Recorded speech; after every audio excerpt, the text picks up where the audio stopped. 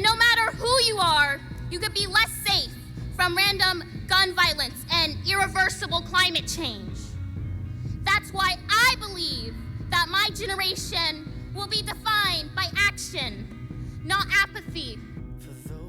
That powerful young lady is Yolanda Renee King, the grandchild of Coretta Scott King and Dr. Martin Luther King Jr., speaking at the 60th anniversary of the March on Washington last year.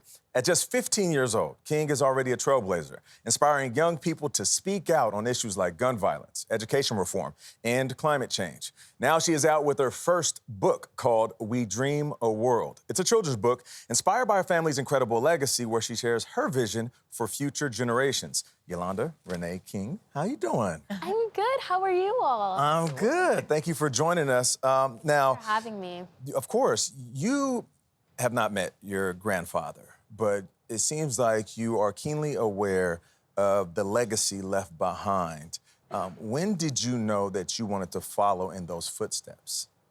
Well, I first want to put out there that from a young age, my parents never made me do this. I mean, obviously they told me about my family and how, I guess, really the glory of my family and the work and my grandparents, but they never forced me to do this work, and they never forced me to follow his legacy. And in fact, throughout my life, they've had sit-downs saying, look, you don't have to do this. You don't have to be this. And I guess having that freedom allowed me to, I guess, become inspired and understand these issues and really want to do something. And I think from a young age, I've always been concerned about these issues. I've always wanted to do the future, and I've always wanted to do something. And so I think having that, I guess, relief kind of that I don't have to be someone, that I don't have to, I guess, necessarily follow the footsteps, really,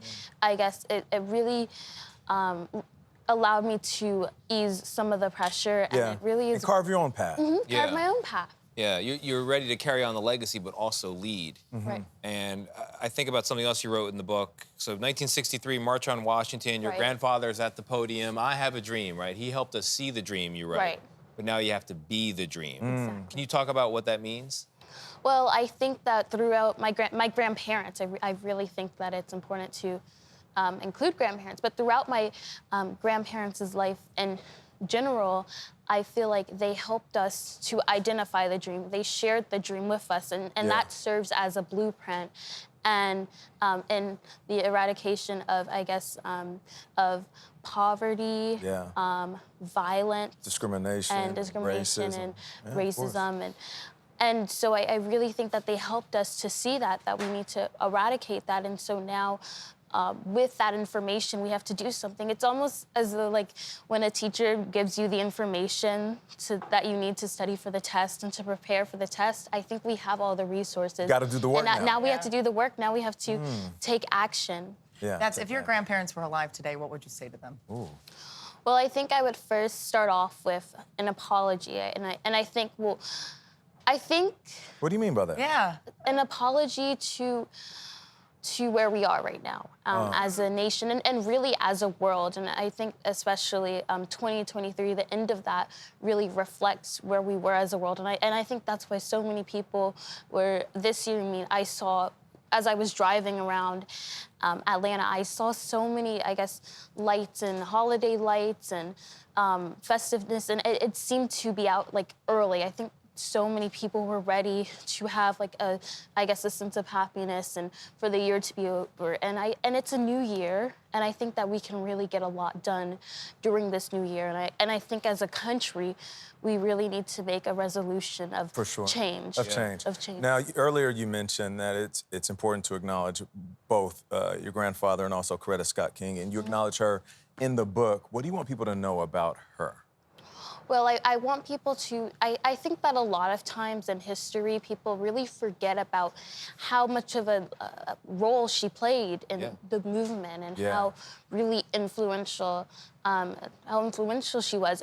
And a lot of people don't know this, but actually prior to the beginning of my grandfather joined the movement, she was a part of the peace movement, which took places on college campuses in the 40s. And she was the one who actually got my grandfather involved in the movement and who encouraged him to be involved in the movement. When they first met, they talked about the movement. Yes, and so she was really involved. And I think that a lot of people perceive my grandmother as the wife of Dr. King and eventually the widow of Dr. King. And they also don't realize that after his death, how much she did to really keep King alive. I feel like if there was not someone like her behind, I guess, his legacy and keeping the dream and keeping his message and spreading the message throughout the world, I don't think, well, we wouldn't have the King holiday. And I feel like that the presence of my grandfather would have been gone with For sure. She wasn't the woman behind him, she was the woman next to him. Exactly.